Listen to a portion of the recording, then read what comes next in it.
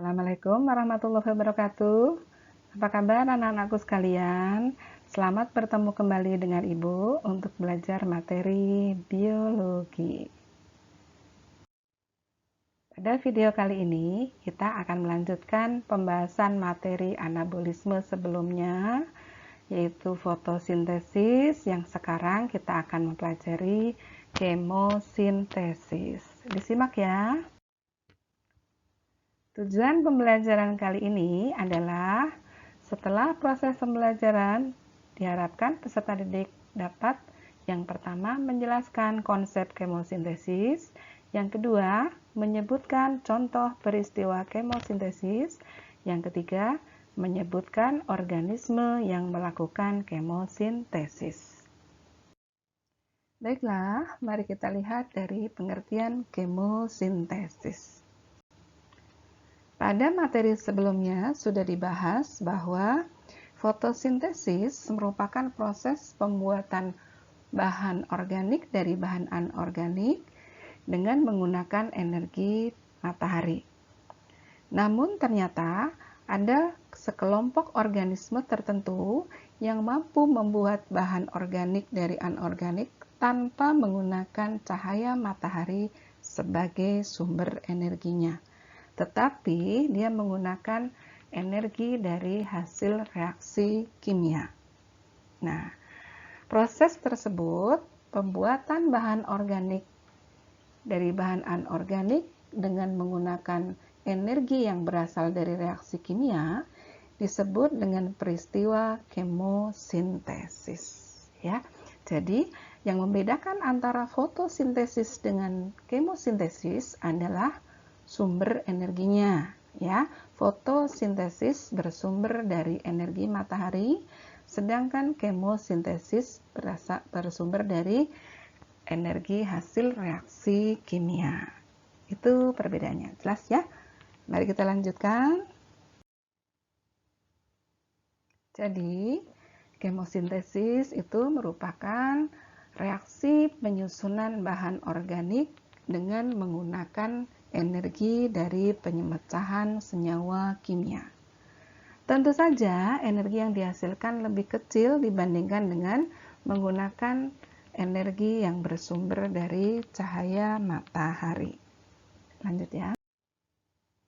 Oke, jadi pada peristiwa kemosintesis tersebut, secara sederhana, kemosintesis adalah sintesis energi yang menggunakan senyawa kimia organik tertentu seperti sulfida, nitrogen, sulfur, amonia, atau nitrat, yang kemudian energinya didapat dari hasil oksidasi senyawa tersebut. Hasil akhirnya sama berupa senyawa organik, dalam hal ini adalah glukosa atau dalam gugus karbohidrat, ya. Nah, kemosintesis dilakukan oleh mikroorganisme tertentu seperti bakteri belerang, bakteri nitrat, dan bakteri besi, ya. Baik, kita lanjutkan untuk melihat seperti apakah prosesnya.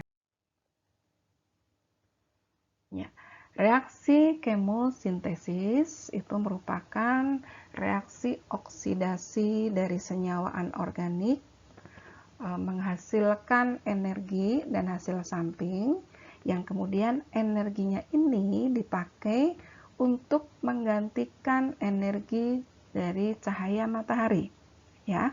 Jadi kalau pada fotosintesis energi di sini adalah energi cahaya matahari untuk ke tahap reaksi terang, fotolisis air.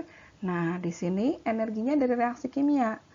Sama ya, prosesnya ada fotolisis air, penguraian air menjadi ion H+ dan oksigen. Oksigennya keluar, kemudian ion H+-nya berpengaruh pada reaksi gelap, ya, pada saat terjadinya fiksasi CO2, H+-nya berperan sampai terbentuknya senyawa glukosa. Oke, secara umum pola reaksi kemosintesis sama ya. Jadi senyawa anorganik dioksidasi menghasilkan hasil samping, Kemudian energi yang dihasilkan ini menggantikan energi matahari untuk fotolisis air. Hasilnya apa? Oksigen dan hidrogen.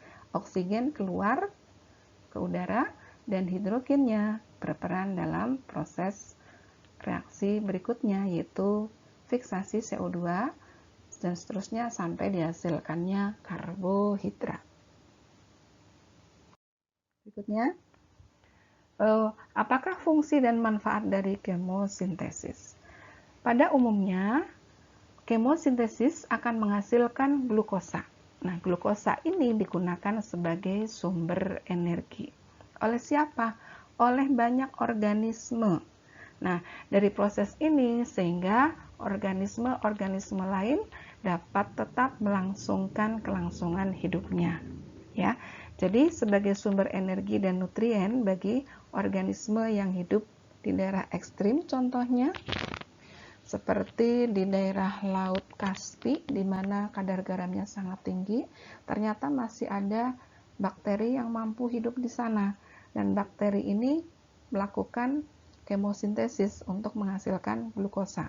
Nah, glukosa tersebut dipakai sebagai sumber energi dari bakteri tersebut atau mungkin organisme lain yang mengkonsumsi bakteri tersebut.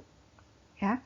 Kemudian mengoksidasi senyawa-senyawa tertentu dan menjadikannya sebagai sumber energi. Jadi pada prinsipnya fungsi dari kemosintesis ini adalah menghasilkan glukosa yang digunakan sebagai sumber energi. Oke, lanjut ya. Sekarang mari kita lihat contoh organisme kemoautotrof itu apa saja. Ya, secara umum organisme kemoautotrof ini namanya sebetulnya ini bukan nama ilmiah ya, tapi nama kelompok bakteri yang bekerja terhadap proses tertentu. Kalau dia bekerja pada proses nitrifikasi, maka disebut bakteri nitrifikasi. Kalau dia berproses dalam senyawa belerang, maka disebut bakteri belerang. Kalau dia berproses dalam senyawa besi, Fe, maka disebut bakteri besi, dan seterusnya. Ya, nanti akan kita lihat nama-nama bakterinya itu apa saja. Lanjut ya. Nah, di sini ada contoh-contoh reaksinya. Sebagai contoh, bakteri belerang. Ya, contohnya adalah Thiobacillus, ya, dia tidak berwarna. Memperoleh energi dengan cara mengoksidasi H2S. Hidrogen sulfida ini dioksidasi tetap menggunakan cahaya matahari, kemudian dihasilkan molekul air dan sulfur.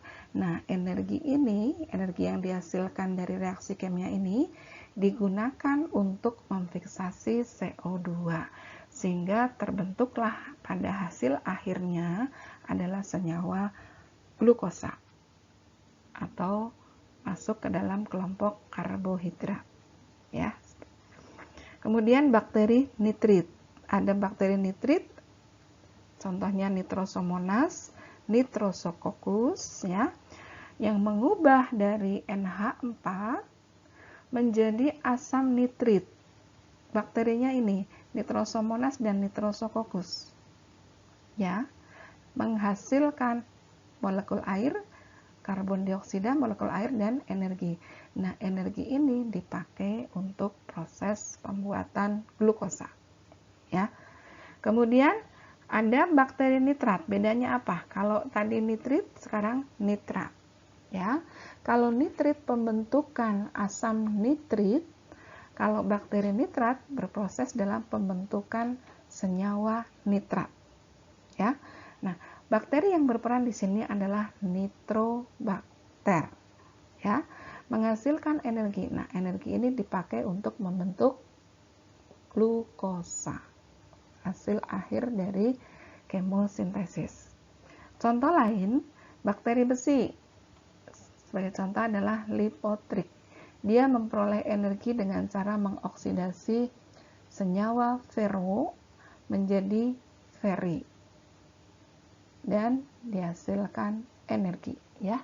Seperti tadi Energi-energi inilah yang menggantikan cahaya matahari untuk diproses dalam proses kemosintesis sampai dihasilkan karbohidrat atau glukosa.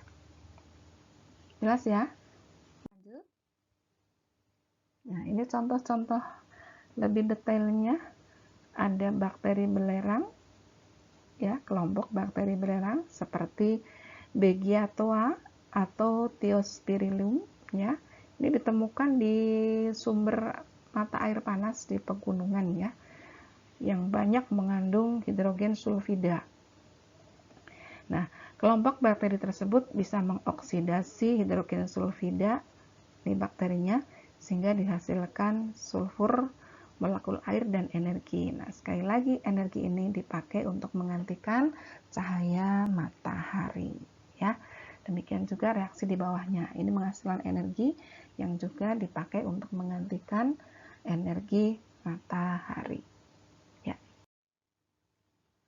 Selanjutnya adalah bakteri nitrifikasi. Ya. Nitrifikasi sebetulnya adalah serangkaian proses yang terdiri dari dua macam, yaitu nitritasi dan nitratasi.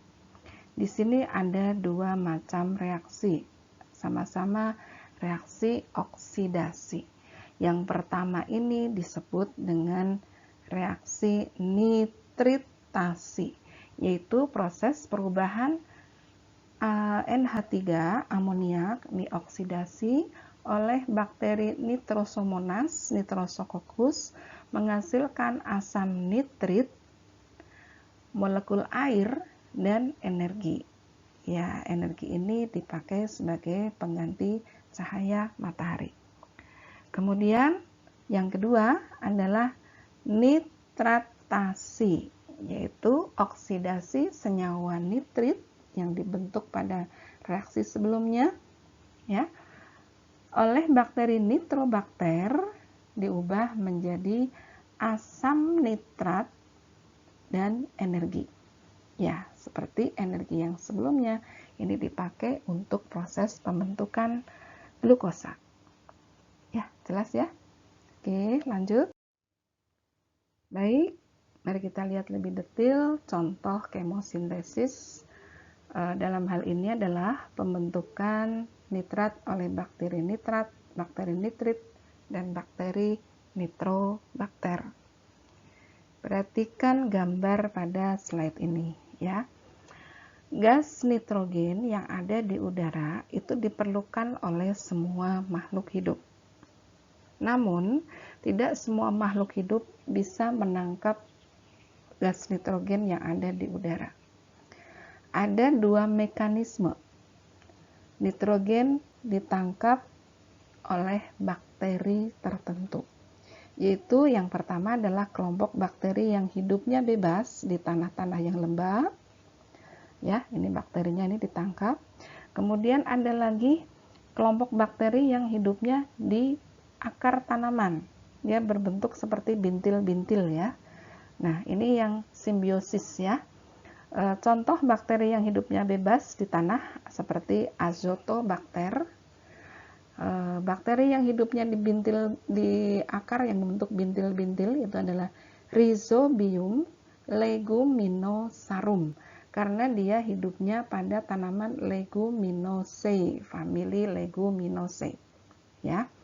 Kemudian setelah bereaksi dengan air tanah, maka nitrogen yang tadi diikat dia akan menjadi amonium, ya. Kemudian melalui proses nitrifikasi oleh bakteri, maka sampai terbentuklah senyawa nitrat, dan ini diserap oleh akar tumbuhan. Oke, kita lihat lebih mendetail pada gambar ini, ya. Kembali lagi Ibu jelaskan, ya. Nitrogen yang ada di udara melalui mekanisme fiksasi oleh siapa? Oleh bakteri pengikat nitrogen yang hidupnya bebas atau hidup di bintil akar tanaman, kacang-kacangan. Ya, jadi yang hidup bebas tadi apa? Azotobacter, Kalau yang hidupnya di akar tanaman membentuk bintil itu adalah bakteri Rhizobium leguminosarum. Ya. Kemudian setelah bereaksi dengan air tanah, dia akan mengalami peristiwa amonifikasi, membentuk senyawa amonium. Kemudian ion NH4+-nya dia akan melalui proses nitrifikasi ya oleh bakteri nitritasi, dia berubah menjadi asam nitrit atau ion NO2- ya. Kemudian nitrit ini akan diproses kembali oleh bakteri nitratasi, dalam hal ini adalah nitrobakter, akan terbentuk senyawa nitrat ya.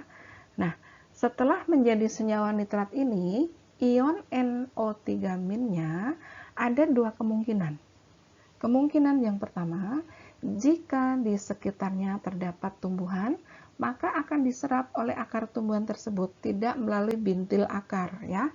Tumbuhan tersebut bisa menyerap ion NO3- untuk diproses, diasimilasi menjadi apa? Membentuk klorofil, membentuk bunga, membentuk buah dan seterusnya.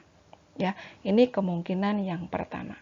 Nah, setelah menjadi buah, nah mungkin ini tumbuhan ini dikonsumsi oleh hewan atau oleh manusia. Ya, yang mengkonsumsi itu adalah kalau tidak hewan, manusia. Ya, kotorannya atau jasadnya kalau hewan ini mati, maka akan dikomposer atau diuraikan. Siapa yang menguraikan? Ada jamur, fungi atau bakteri pengurai ya. Ada dua jenis ini, bisa oleh jamur atau oleh bakteri pengurai ya. Kemudian menjadi apa? Kembali lagi mengalami peristiwa amonifikasi ya. Berulang lagi ke jalur ini ya, terbentuk sampai dari asam nitrit menjadi asam nitrat. Nah, sekarang ini kalau kemungkinan yang pertama. Kemungkinan yang kedua, seandainya ion NO3-nya ini tidak diserap oleh akar tanaman, maka dia akan melalui jalur ini. Ya, jalur apa ini? Denitrifikasi. Ada bakteri denitrifikasi di sini, yaitu bakteri Pseudomonas speciosa. Dia akan mengubah NO3 menjadi nitrogen bebas ke udara kembali. Terus siklus ini akan berputar ya. Ini sepertinya sudah di materi kelas 10 ya. Materi biogeokimia kalau tidak salah itu di semester 2. Oke, mudah-mudahan jelas ya. Lanjut ya. Nah, ini reaksi kimianya, reaksi lengkapnya dari NH4 tadi, kemudian menjadi asam nitrit oleh dua bakteri ini, Nitrosomonas dan Nitrosococcus, untuk menghasilkan CO2 dan H2O serta energi. Sekali lagi, energi ini yang dipakai untuk menggantikan energi matahari ya, untuk diproses sampai dihasilkan glukosa. Kemudian ada reaksi lain ya, kalau ini dalam bentuk NH4, mungkin dalam bentuk amoniak juga dioksidasi, bakterinya sama, Nitrosomonas, Nitrosococcus, hasilnya juga sama, asam nitrit, molekul air. Nah, di sini tidak dihasilkan CO2 ya. Kemudian energi. Ya, energi ini dipakai untuk menggantikan energi dari cahaya matahari. Jelas ya? Nah, selanjutnya setelah menjadi asam nitrit, ini kembali oleh bakteri jenis lain yaitu nitrobakter, terjadi oksidasi diubah menjadi asam nitrat NO3 ya, dan menghasilkan energi. Nah, ini yang dimaksud dengan proses nitrifikasi.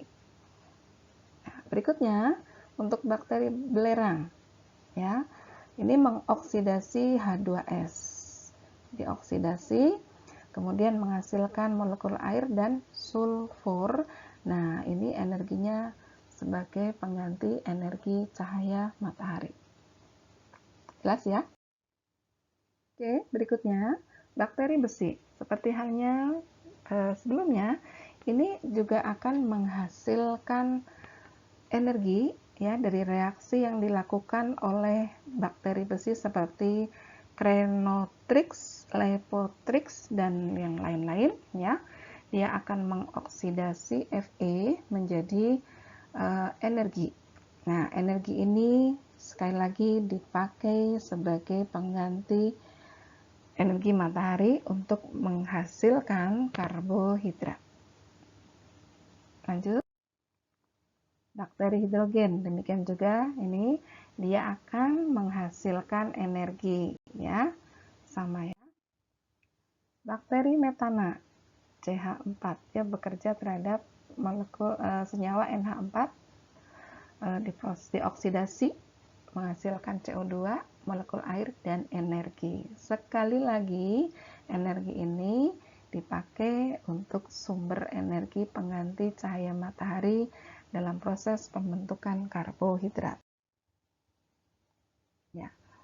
Baik, sekarang kita lihat apakah perbedaan antara kemosintesis dengan fotosintesis. Ya. Sebagai pembandingnya, yang membedakan pertama adalah sumber energinya. Fotosintesis menggunakan energi cahaya, kemosintesis kimia. Sudah jelas ya, dari pengertian foto dan kemo sudah jelas sekali ini yang pertama. Kemudian yang kedua, siapa yang melakukan? Fotosintesis dilakukan oleh organisme berklorofil, kemudian kemosintesis dilakukan oleh organisme yang tidak berklorofil. Kemudian, bahan dasarnya fotosintesis adalah karbon dioksida dan molekul air, sedangkan kemosintesis adalah unsur-unsur seperti CHONSP ya untuk membentuk glukosa, nitrat, sulfat, dan fosfat dan seterusnya ya. Kemudian Hasilnya, kalau fotosintesis menghasilkan karbohidrat, tetapi kalau kemosintesis selain karbohidrat dihasilkan senyawa lain. Jadi contohnya tadi ada nitrifikasi, selain menghasilkan karbohidrat juga menghasilkan senyawa asam nitrat, asam nitrit, asam nitrat, dan seterusnya ya. Kemudian di mana tempat berlangsungnya? Fotosintesis terjadi di kloroplas, kemosintesis terjadi di pigmen, tapi bukan klorofil, hanya semacam klorofil saja. Oke, demikian ya perbedaan antara fotosintesis dan kemosintesis. Ya, berikut ini adalah salah satu bentuk bakteri yang mengalami peristiwa kemosintesis. Bakteri yang ada di bintil akar tanaman kacang-kacangan, Rhizobium leguminosarum. Oke, materi kemosintesis sudah kita pelajari. Nah, sekarang tiba gilirannya adalah untuk evaluasi. Ada beberapa pertanyaan yang harus kalian jawab. Ya, silakan dijawab. Diskusikan dengan teman. Buat catatannya dan kirimkan ke penugasan di GC. Oke. Terima kasih atas perhatiannya. Semoga kalian bisa memahami sehingga mendapatkan nilai optimal. Tetap semangat. Assalamualaikum warahmatullahi wabarakatuh.